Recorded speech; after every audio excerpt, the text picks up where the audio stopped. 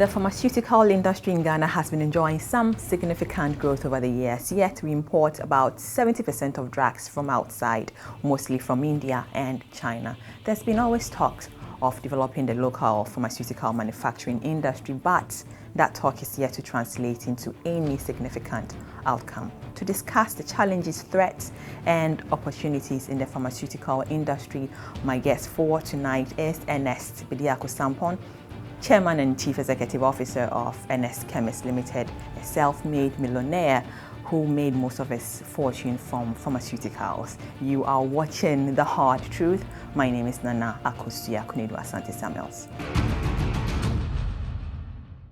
You are watching The Hard Truth, and we have in our studio Ernest Bediako Sampong, who is the Chief Executive Officer of Chemist Ghana Limited. Ernest, welcome to The Hard Truth. Thank you. Thank you so much for an invitation. Yeah, but really, went to Addis Adel. Why this? Why not Prempeh College or something?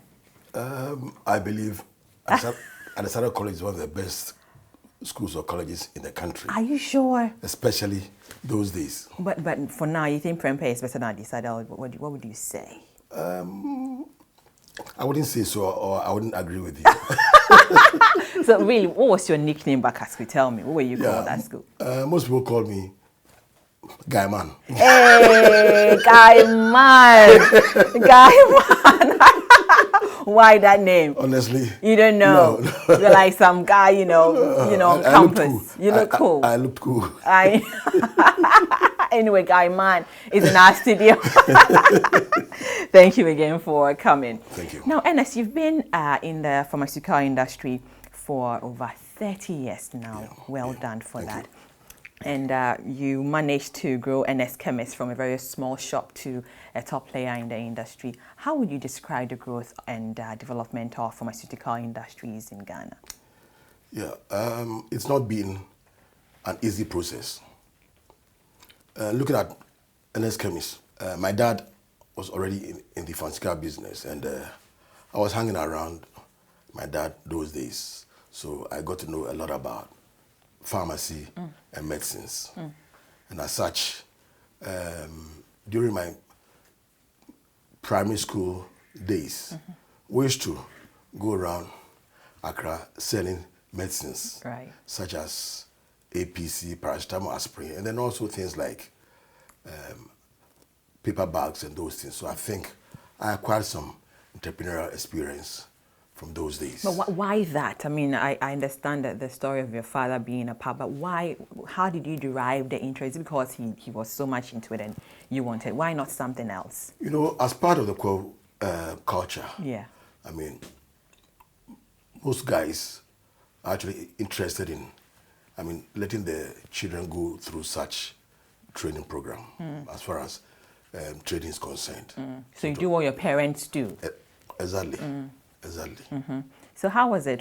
How did you grow it? I mean, so you started, as I said earlier, on the tabletop, and now it's huge now. What happened? Yeah, I'm someone who takes advantage of opportunities. You know, whilst in the secondary school,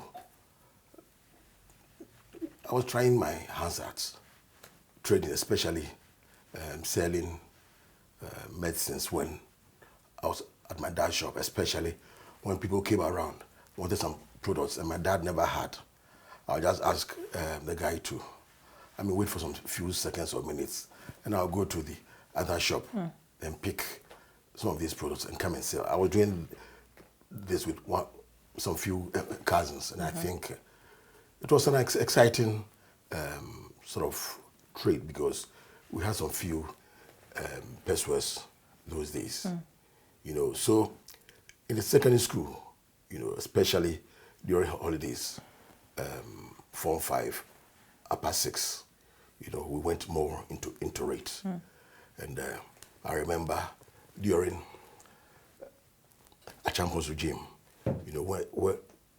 when there was a lot of scarcity, I would move from one shop to other, pick products, bring them to Okanshi, sell and make some profit. So you just had interest in it, exactly. And you kept going on and going exactly, on. So in your view, what has been the drivers, affecting the growth of the pharmaceutical industry in Ghana? What would you say that is? I think that, these days we have smart guys have been going to the business, and the people have taken advantage of, let's say sometimes scarcity, and are also looking at areas where they think they could make more money. Because I remember when I was in the university, there weren't too many, skilled business as far as the first scale business was concerned. So I was very interested in bringing products that were available, that were not available on the market, and also picking some few products, sending them to Europe, and developing them. Also against selling products or coming up with more generic products to compete against the ethically established ones. So profit was. So you created a niche for yourself, but do you think that the industry has grown on a slower pace, or it's faster? What would you say? I think faster. Yeah, because these days smart guys have come in. Some time back, we had some few sharp guys. These days it's not only the preserve. Like which people? Who are the sharp people? You have pharmacists coming in. You have, business guys from other territories. Earlier you realized that it was the Kwahus who were mainly in the business. Now you have everybody coming in. And that's brought in a lot of competition. So, people have taken up this competition and, taking the industry. My husband is school. I'm sure he should leave his profession and come in.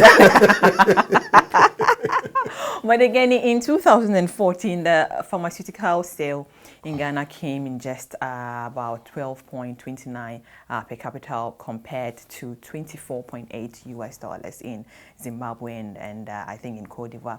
BMI's research project pharmaceutical sales in Ghana to double by 2019 compared to that of 2014. Looking at the market trend, do you think that we can meet this target? 12% shooting up to 24%. Yeah, I think it's possible. I think it's possible because there's more investments in the industry now. As I said, more Ghanaians have come into it. People, opening more retail outlets, more wholesale outlets, and then new manufacturing plants are being set up. So I think there's that possibility. But looking at it, 12 and then 24, double of that. If we have a lot more people coming, can we still meet that target? I think so because, people think that it's one of the best industries. So they are moving from other industries and then coming into. People saying it being one of the best industries, is it about the money involved, or it's about giving quality medicine, it's about giving affordable medicine to people? I think I would say that, all in all, people are coming in not only for the money, the quality of service. And then FDA come to regulate the industry. In the sub-region, I'll be very honest with you to say that our industry is one of the most regulated industries. At the same time, people prefer our products. We export to countries in the sub-region.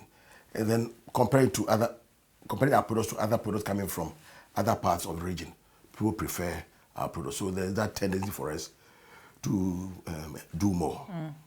But even though, the industry is growing rapidly, manufacturing of other hands has not seen much growth. About 70% of drugs are imported, whilst we have just 30% remaining locally produced.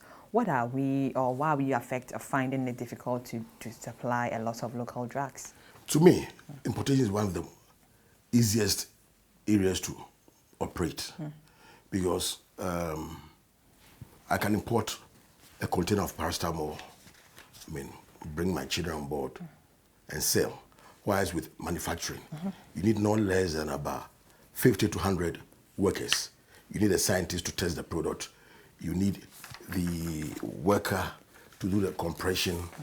So it's quite an area that employs a lot of people. So people prefer to go the easier way. That's why most people are into importation. See, but in the long term, I think that manufacturing is the way forward.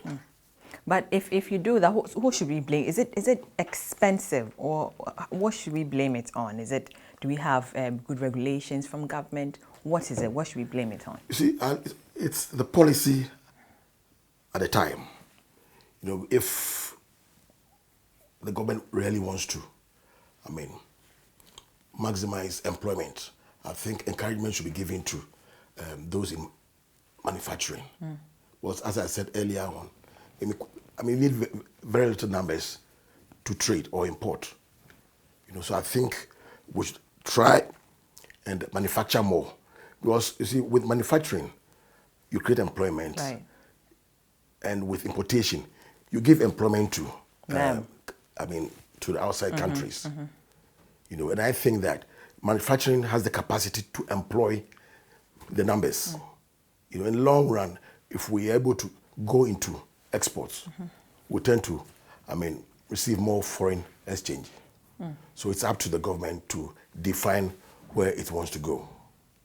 At Ernest Chemist, what is the percentage of drugs you import as against those you manufacture yourself? Yeah, at the moment we manufacture about 40% of our medicines, whereas we are importing about 60%. We intend lowering importation and then raising manufacturing. Why not at par? Yes, you intend to do that. So do we have financial constraints? What are the factors? Looking at manufacturing, coming by equipment, it's very expensive buying some of these sophisticated equipment. For example, to build a GMP project or factory, you need not less than $25 million. Whereas with trading, just have about maybe $20,000. You're able to import, and then suppliers tend to give more credit. It's easier to access credit in importation more than manufacturing. So that is why there's this imbalance. But we're trying to, tilt it the other way, more of manufacturing, less importation. Yes. Currently, your plant is capable of producing 500 million units of tablet, I think 80 million units capsules, 6 million units of oral liquids, syrups, tonics and all, and 23 million units of powder. Are you able to produce up to your installed capacity? Not yet, because the demand has been a bit erratic. It's on and off and on off. But we're trying to streamline. Why is that? Is it because we have a lot of people in the market and hence demand goes down? See, there's quite the number of traders in importation is very big. And depending on how, each area is supported. For example, we produce a product called Kidivite. It's one of our top selling products. But someone brings some from India, wherever. Same thing, same Kidivite. No, similar. Similar, right. Similar. Gives it a lot of support by way of adverts. Definitely, it takes part of our the demand for our products away. That is why I'm saying that. But if at the end of the day, these guys in this business are forced to buy locally or encourage manufacturing, I believe that then we are sure of the market. So that if we're producing about maybe 100,000 bottles a month or whatever, we can focus on that. But I see. But latest Oxford Business Report has shown that more than 75% of pharmaceutical companies in Ghana are locally owned, and that the local industry has been installed capacity for both solids and liquid dosages from their supplies domestically. Yet this capacity is underutilized by 45% on average. Why is this the case? As I said earlier, there isn't much defined structure in our health industry, the pharmaceutical industry, simply because we all remain ourselves, do things on our own. So statistics and whatever isn't available. But some say that it's due to financial constraints. Basically it's financial constraint. Would you agree to that? Yeah, I will agree to that because credit is a bit expensive. Whilst I may be paying about 30% of the money that I pick from from the banks. With importation, as I said earlier on, our suppliers want areas to export. Right. So you are given about 6 month credit facility, meaning that you've not actually invested any money. Right. So you'll be more interested in picking supplies, products from our side to going to the bank to, pick money. So that is made life a bit difficult for some of us. And there are some of the equipment that, cost a lot. There's some equipment that cost a lot because even with our new factory that we're setting up, a liquid line, is costing more than about $2 million. I see. So why don't I get to areas whereby, this headache. You don't have to wouldn't be put in there. a lot of money. No, Yeah. yeah. All right. We'll be right back.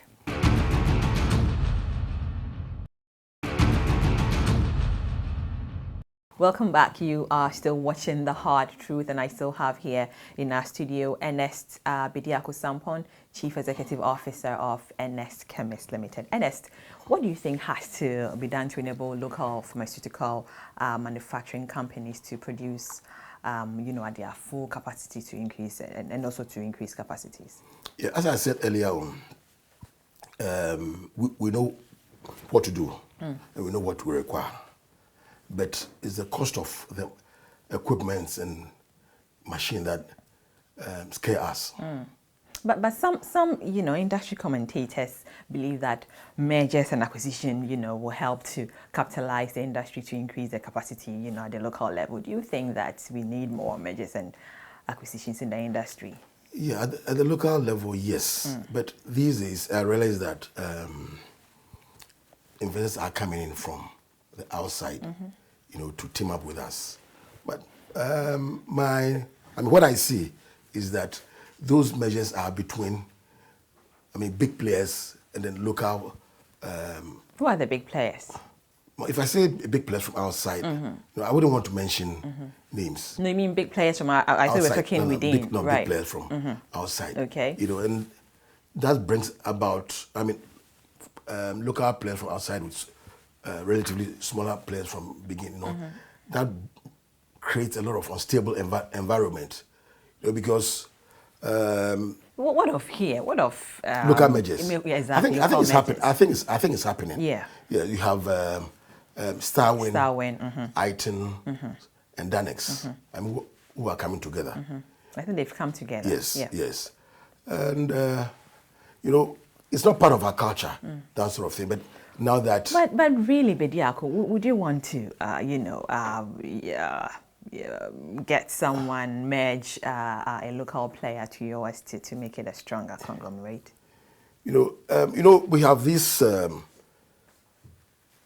mindset that look, me person me amadie, and I'm person me onu madie. Right. So for the weak ones, I think this is a bit dangerous. But for the big players who are capable of, doing their own thing, I think you would want to leave. Oh, okay. I want to. Do you want to be by yourself or be on your own? You don't want to merge for now. Acquire. For now, I think Ernest Chemist, Ernest Chemist consists of the retail outlets, the importation or wholesale, and then the manufacturing. And I think we are quite strong in all these areas to be on our own. But why not merge to help the weaker ones, get stronger? But the question is, are some of them ready to do that? But there should be that understanding. As I said earlier on, maybe I'm a person where me media. Right. And some people think that they'll be swallowed. And some people think that they need control. Yes, they need control. Some people think that they will be cheated or whatever. That is why it's a bit difficult bringing all these groups together. I see, but many industry stakeholders have encouraged the local manufacturers to focus on building their capacity to penetrate the international market. However, so far we still don't have any single WHO qualified or pre-qualified facility producing essential medicines. Are we really ready for the international market? Yeah, I think we're preparing towards that. It's part of FDA's goals for some of us to become WHO GMP certified. For example, with our factory, we have these consultants who are coming up with a super job, and we intend to be GMP qualified within the next year. Next 2 years, but it's a lot of money. It's a lot of money. It requires a lot of money. So with our project, how much is a lot of money? Seriously, you would need something in the range of $20 million plus. It's because the environment. But Bediako, Ernest Chemist is stronger than $20 million. Why not you pumping Please, some please. money in? But I mean, the government has come in to help. I mean, some of us, especially, the government sees that our sector, the pharmaceutical industry, is an area that, I mean, with the maximum support, a lot of good will come out of it. So it's come out to say that, look, it's coming to support, I mean, our industry, which we think is good. In 2016, President Mahama, indicated that the government has made available $27 million for local pharmaceutical companies to assist them to retool to WHO. Did your company benefit yes, from we benefited. that? How much did you get? Yeah, we had about $10 million. We had about $10 million.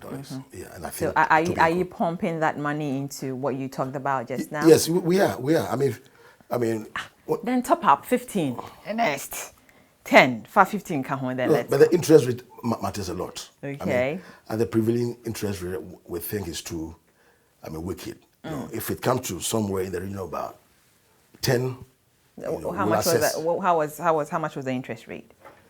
You mean is that the EDIF money? Right. Yeah, ours was about 12.5%. I was about 12.5%, which is manageable. But with the prevailing rate, something in the region of about 20% plus, I think is quite high.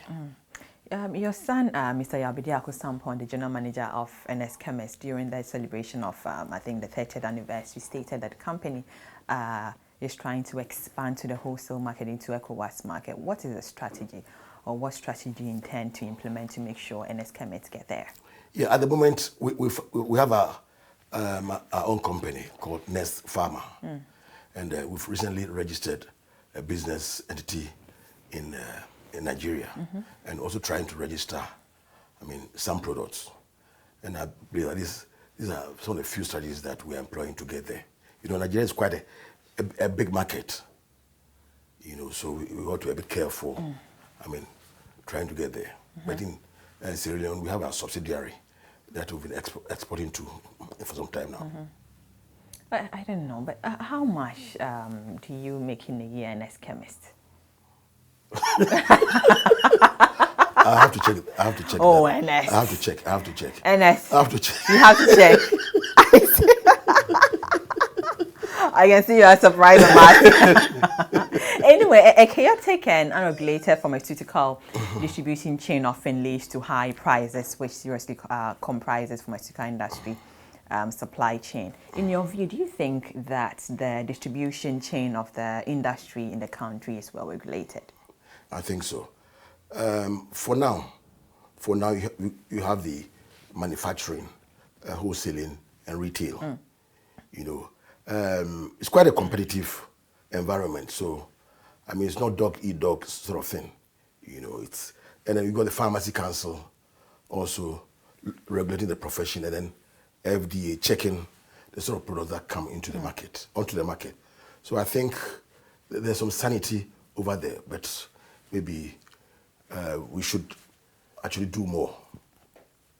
But again, in 2008, the Indigenous Pharmaceutical Business Association, which you were acting as president at that time, mentioned or petitioned the then President John Ajay to intervene in curbing the systematic takeover of Ghana's domestic pharmaceutical industry network by foreign companies. 7 years down the line, Ernest, has the situation changed much?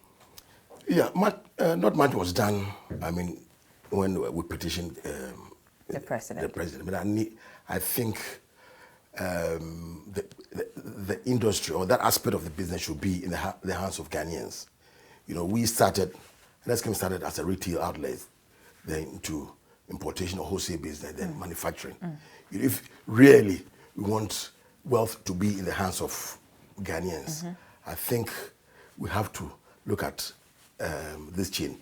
Retail managed by Ghanaians, wholesale managed by Ghanaians. The manufacturing, with the manufacturing, the foreigners can come in. But would that be easy? Would this be easy? Retail to be managed by Ghanaians, and then wholesale, and then manufacturing should be done by the outside? Would that be an easy To thing? me, personally, I know I've been in this business for a long time. You don't need much, I mean, to go into retail business or wholesale business. No, you don't need much. We think that we are capable of, managing the indigenous Ghanaians are capable of managing this area, because the experience that I acquired from retailing helped me to go into importation. Then I used the same experience to go into manufacturing because when we started, it was a backward integration from wholesale business going into manufacturing. Right.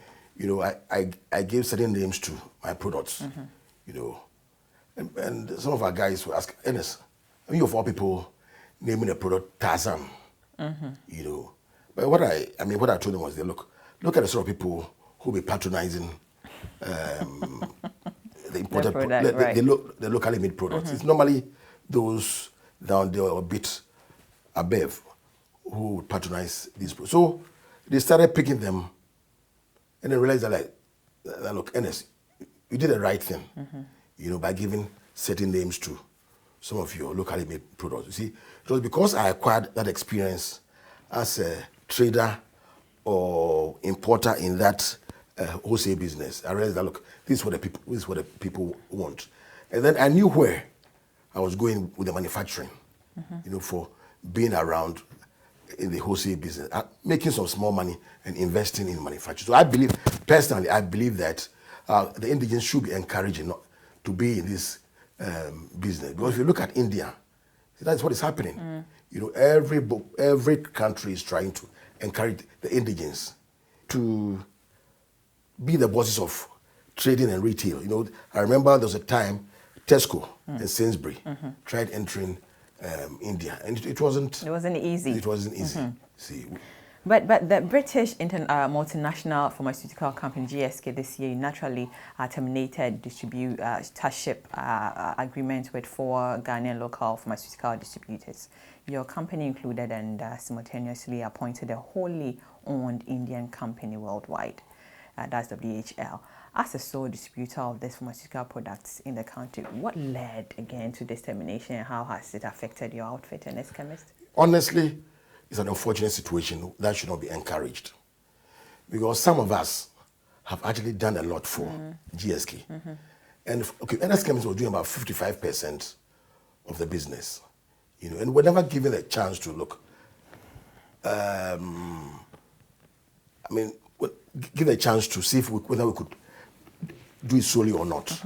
All that were informed us. This business has been taken away from you guys and given it to worldwide or whatever.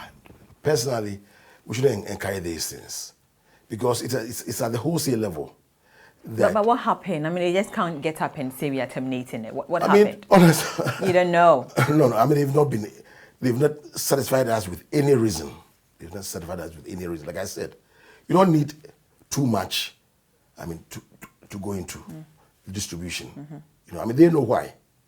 But we're very, very disappointed. And I think if the country or the government wants the country to grow, we should never allow those things to happen here. But again, has it affected you much? How it has it affected? It has. We're doing quite a sensible business with them, and it was just taken away from us. It has affected us. Well, the question, what do we do with some of our employees? Because we may not need the services of coming to that. Yes. So I think prior to the termination, the local Ghanaian companies collectively accounted for 85% of GSK pharmaceutical business in Ghana, with WHL handling just 15%. Now, WHL will continue or control 100% of GSK pharmaceutical businesses in Ghana. Again, won't this affect, competition, looking at this monopolistic market? Of course. Because, if I'm sole distributor of any product, definitely I want to maximize my investment, as to whether it will affect the indigenous or not. I don't know how worldwide is going to look at it, but it shouldn't be encouraged. So your employees, are some of them going to go? No, some of them will definitely go. How many of them are going? We are there to look at the numbers, but we are looking at it because... But is there a way to re-get that contract back? It's not possible. Yeah, we've been talking to the government, Okay. And also letting GSK know that they've not been fair to us. To take our business away from your established distributors who control over 80% of the business and hand over to another company, what is this? I mean, was there, let's look at the selection process and the transparency. It's quite unusual. Could there be some backroom deals, or there could have been some backroom deals that I suspect you are not so. aware of? Yeah, I suspect that something happened, sometime back. Because I remember a gentleman, came to me some time ago. Look, Ernest, why don't we, merge? And then with time sell our business, And I believe that was part of what was, the intention was... You merge and sell the business. Yes. Grow our business and sell. Right, I said, look, right. I don't think that is why I'm in business. It's a Ghanaian company. And I want the company to grow. And I suspect that was part of what led into, that might have led to this. It was a pre-planned something. Yeah, I suspect. But your company, Ernest Chemist, will no longer benefit from the over 9 to 10 million pounds annual turnover of GSK businesses in Ghana. This will definitely have some cost and revenue implications. What losses are you likely to incur as a result of the decision?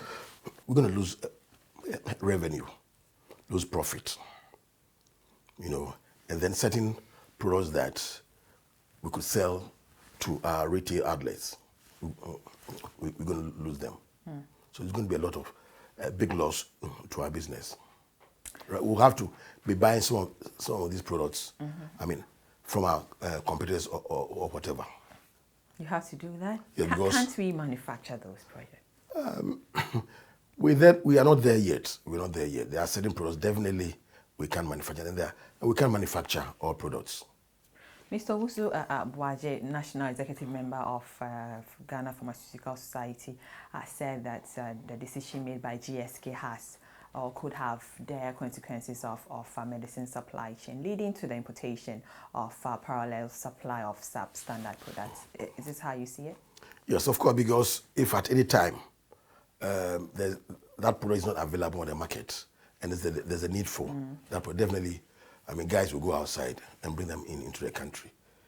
So that is one of the dangers in this sort of environment where people are allowed to have monopoly on certain products. If it's not available, there's a need for it. But really, you said that you're talking to the government to remedy it. So how is it talk? Where have you got to? Is it making progress? No, it's an ongoing thing. It's an ongoing thing. But I think the government should try and protect the indigents. Because wealth creation, was there when we were, for Ghanaians, when we were doing the business. But now, it's going to one company. And at the end of the day, definitely, some of the wealth created will be sent outside the country. Whatever Ghanaians make remains here. That is why these things shouldn't be encouraged. We'll be right back.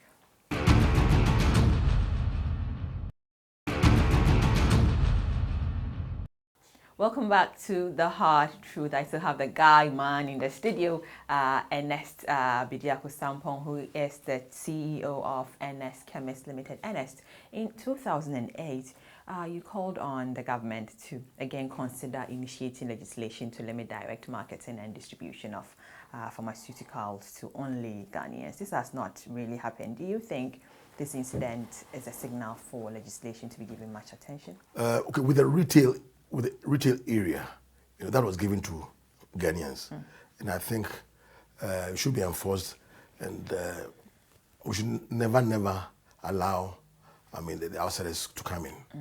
It's the first step of actually moving into manufacturing, because you go into it, you acquire certain experience and money, then the wholesale and manufacturing. Using my situation, So at the moment, we have the retail business, and with the wholesale business, looking at what has just happened, I think it will be proper if it is, if we have a second look at that area. Or we can bring in laws to make sure that what has just happened doesn't happen again. You mentioned earlier about you following the footsteps of your dad. So your son, Bediako Sampong, the general manager of operations of Ernest Chemist, are you grooming him to be your successor? Yes, we're trying to do that. We're trying to do that because I'm getting old. The energy. He looked very well. How old? No, you're not. You know, so there's a need for me to do such a thing. You know, we also have my daughter, AJ or Achema, running the retail business. You know, so with regards to succession. And how are they handling that? Oh, I mean, they're doing very well. They're doing very well because if you look around now, we have seen, I don't know whether you've seen some of our retail outlets. You know, they are looking just like any European or American pharmacy. You know, so they're doing quite well. Great. But the Goodman AMC's Ghana Wealth Report estimated you to have a net worth of $276 million. This makes you one of the richest, finest men in Ghana. Do you plan of Ernest retiring anytime soon? Let me correct that. I'm nowhere near that sort of figure. I would want to be there, but why, how and why did they get there? How did they get there? I don't know because I look. But Ernest, why don't we just, you know, clear the air? What's your net worth? I'll have to. I've never assessed myself. You know, I enjoy working, but I've never had time to assess my wealth. So maybe with the next meeting.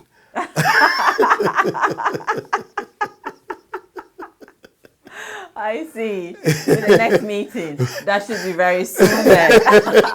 But really, do you have plans of retiring anytime soon? Most founders or most founding members of businesses haven't actually fully retired. Yeah, because of the passion for the business. Recently, I was in Greece, you know, looking at one of the big companies. And the CEO, from look of things, was about 80-something years.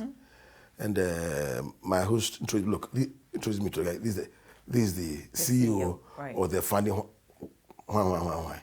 You know, you see, because we are very, very passionate about what we've been able to achieve or develop. You want to be part of the business. Yeah, but at the moment, I'm spending not too much time at the workplace. I travel a lot. To do what? To have fun or holiday? Holidays, to relax, and those things. You know, I mean, every other month I'm outside the country. You know, and I think my health is equally important. So I'm spending a lot of time outside the country. But finally, looking at, there's been a new government now, almost 8 months. What do you think? What's your assessment? Are they doing well? Do you think they can do better? Yeah, I think so. Because now, you know, the interest rate has come down a lot. And I think that is very positive. And that's what we've been asking for, you know. And the currency has also stabilized. You know, these are some of the factors that help us take business decisions. You know, if that can be continued for long, I think it will be very helpful. In the next 5 years or 5 to 10 years, where do you see Ernest Chemist Limited? Yeah. I mean, our vision has always been to be amongst the top 10 pharmaceutical companies in Africa. You know. Currently, where are you now? Which number? I'm yet to get the number. Ernest. Top 10 in Africa. Yeah. Yes. So, I mean, we want to see how close we can come to with this vision. You know, so that's the plan. Yeah. Thank you very much for talking to the hard truth. I've been talking to Ernest Bediako Sampong, who is the Chief Executive Officer of Ernest Company Limited. Am I right? But let's continue the conversation on all our social media platforms, and the program will be repeated tomorrow at 9 to 10 a.m. You've been watching The Hard Truth. My name is Nana Akosia Knudasante Samuels. Have a good evening. Bye.